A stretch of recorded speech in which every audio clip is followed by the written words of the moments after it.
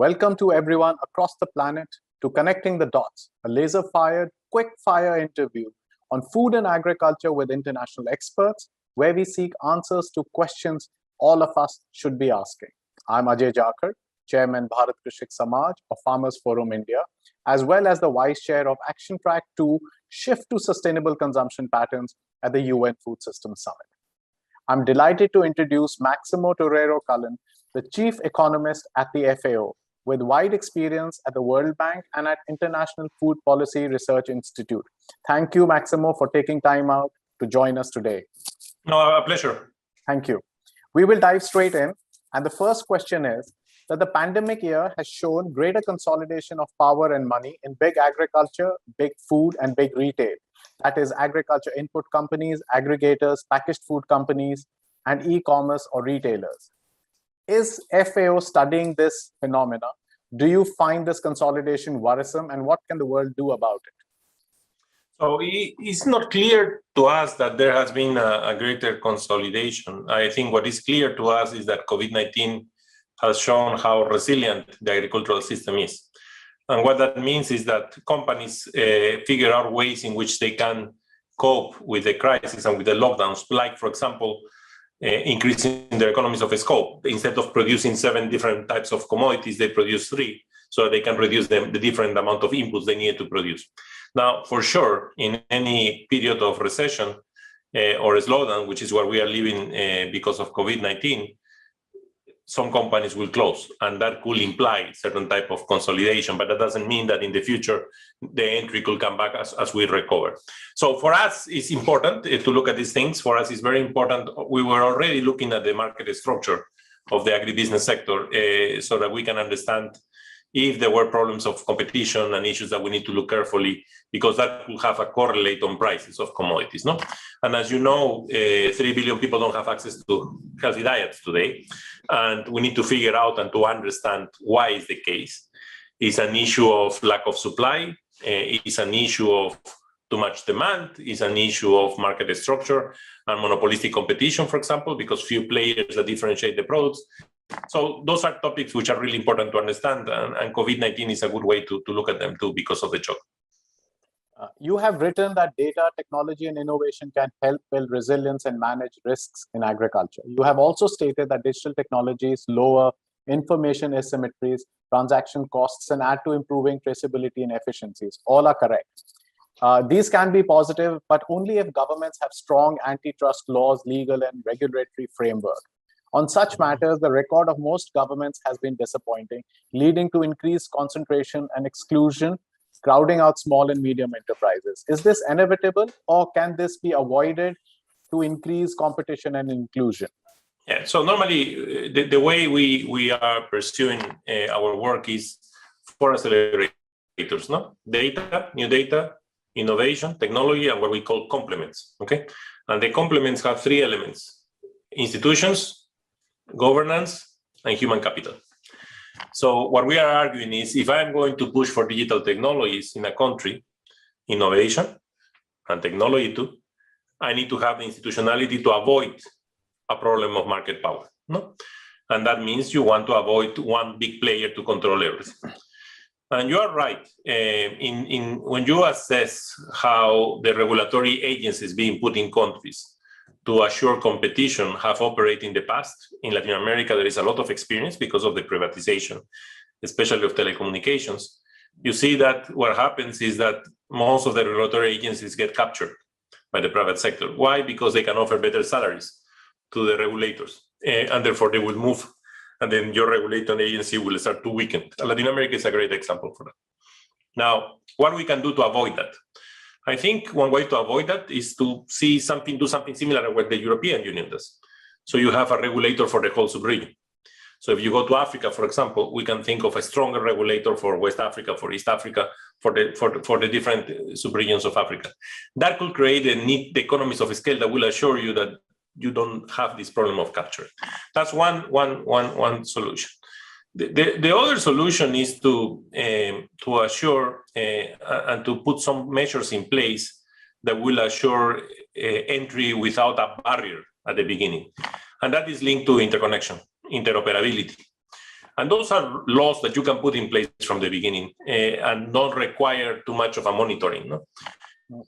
So there are core elements that you can set up that the incumbent in telecommunications have to assure that there is interconnectivity so that if any other entry agency comes in, any other company, they can easily interconnect into the core network. So we need to find innovative ways. But for me, the most important is that we need to scale up and get the economies of scale at the regional level, sub-regional level, to assure that we don't have a capture problem similar to European Union.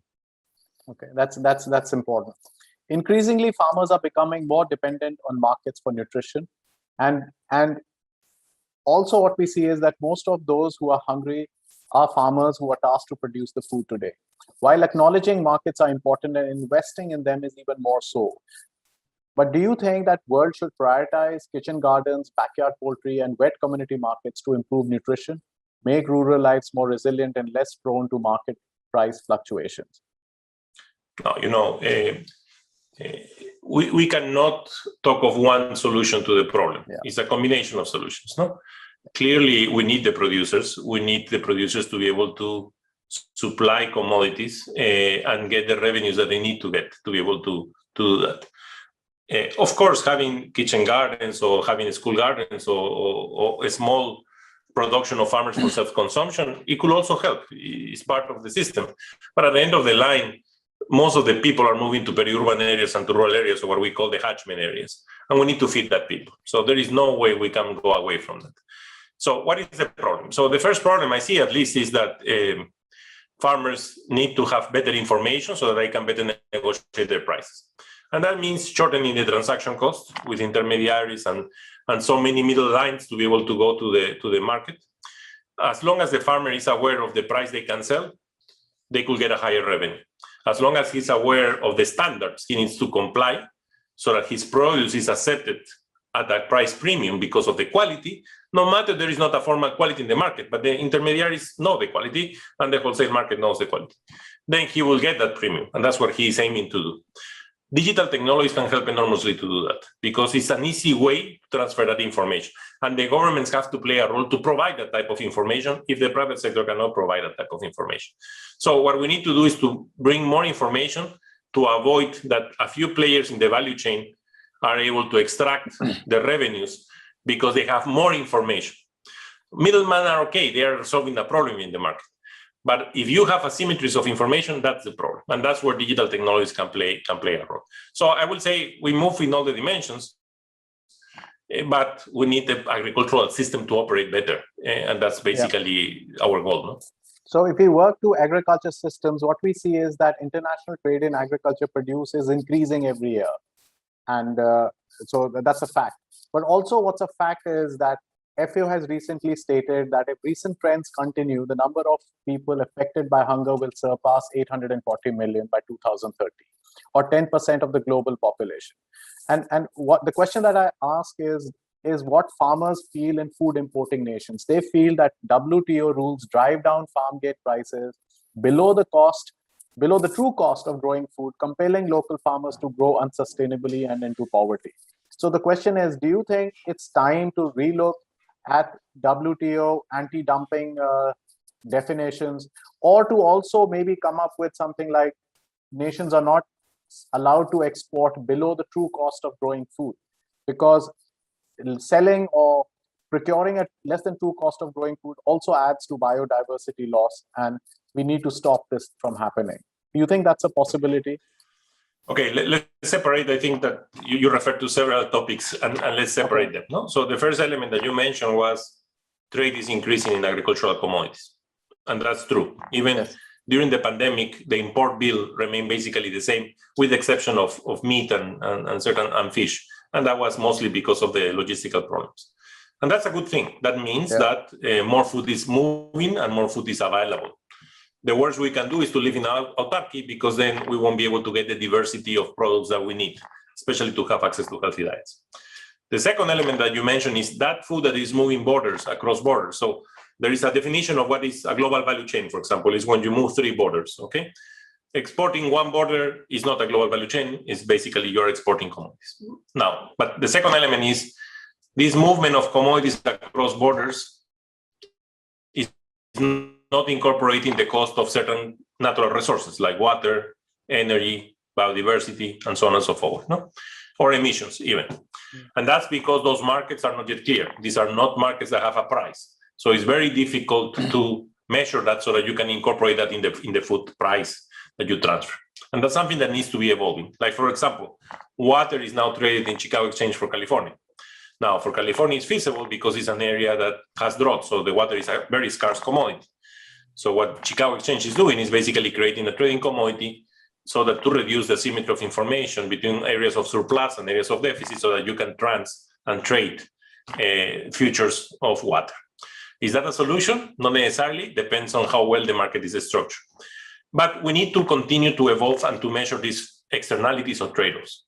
So if I am going to export a mango from Peru to another country, that mango has to incorporate the water price, has to incorporate the soil characteristics, and so on and so forth, so that the consumer is paying what it costs, okay? And again, that not necessarily has to go to the producer. You're affecting a public good, no? So if it is about emissions, if I'm going to export meat from one location to the other, I am generating certain levels of emissions to produce that meat. And that externality to the environment, which is a public good, is not being priced, okay? Now, how we can resolve this and how we can start to create this market is basically to start creating this type of value for these externalities. For the case of emissions, what we would like to happen is that countries can trade emissions across borders. Meaning, if I have a New Zealand that can produce livestock at a very efficient way because they have the technology, instead of them reducing the production of meat, they will exchange those potential emissions, which are minimum in terms of efficiency of production, with a country like an African country, for example, where the technology is not there, and the same amount of animals being produced will create a huge cost of emissions. No? So we need to create those markets so that we can start pricing that, what we call is measuring the real cost of food.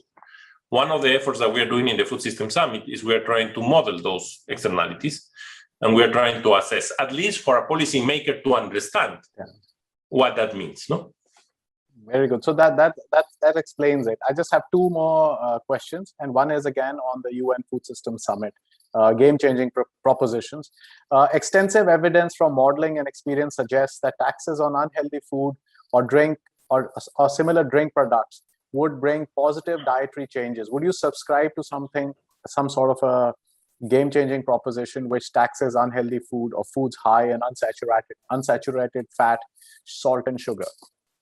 So we have to be careful here, no?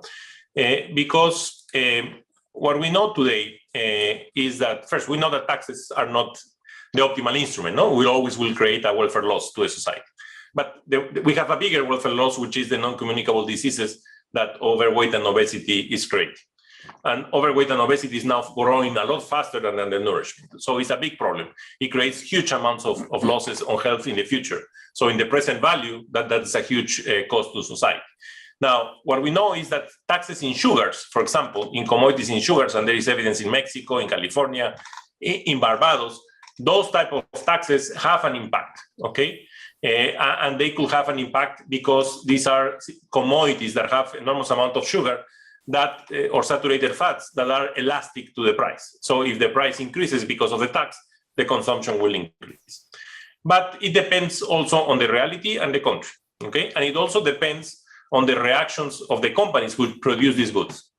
There are companies to increase dependency that could increase the intensity of sugar, no matter the tax, and therefore that will increase consumption. But in average, what we are observing in the systematic evidence is that taxes in sugars could create a positive effect in terms of reduction of consumption. But what we also know is that subsidies to commodities which are more healthy could also increase the consumption of those commodities. So the issue here is how we optimize the policies, no? And how we bring a package of policies or strategies to reduce sugar consumption, but at the same time improve the dietary quality consumption, and how we can combine both of them so that we can take the returns. And it goes further than just taxes as one instrument of subsidies. We know, for example, experience in Chile with the new labeling mechanisms that they put in place, they have evaluated the impacts, and they show a positive impact of labeling and providing information to consumers. So our view is that it's not only one policy instrument, it's a package of policy instruments that could help, which goes from financial instruments like taxes and subsidies to information to change consumer behavior of what they are eating so that they can make better choices. I think this is exactly what the proposition is. And if you are right, we need a package of practices, we need carrots, we need sticks, and we need other influences or to change diets. My last question is it ethical and moral for individual donors or philanthropists to influence national policies, more specifically on food? This is a question that more and more civil society is asking about large philanthropies or donations influencing policies. Do you think this should be encouraged or frowned upon? What is your personal opinion on this? I think, private sector, private agents or philanthropies or can make things, and there is no way you can control them. No, the important thing is that countries and policymakers have sufficient evidence, science-based evidence, so that they can make the proper choices, no matter what these other sectors will act. So a company can tell you as a government, look, my product is the most efficient and is the one that will create the less emissions. Now, our job as agencies working in the sector is to create public good information so that this policymaker knows that that type of a commodity, for example, won't do what is being said. The same is to show them that if a philanthropic wants to influence in a specific technology, you want to bring to that government all the science that you know so that they can make the proper decision no matter who is pushing for it. And that's what we need to do. And it applies across the board. No, it goes from food to other things. Why food is more sensitive? Because food is a human right. Okay, and therefore, if we are trying to affect a human right, then the ethical dimension is extremely high. No, this is exactly the same reason as putting food into the futures market, no, into the Chicago Exchange, for example. 2007, 2008, if you recall, one of the reasons why the prices of food start to exacerbate, despite of the shocks that create the first spike, but the exacerbation happened because of excessive trading in the futures market, what we call speculation. And it was because there was excessive volatility.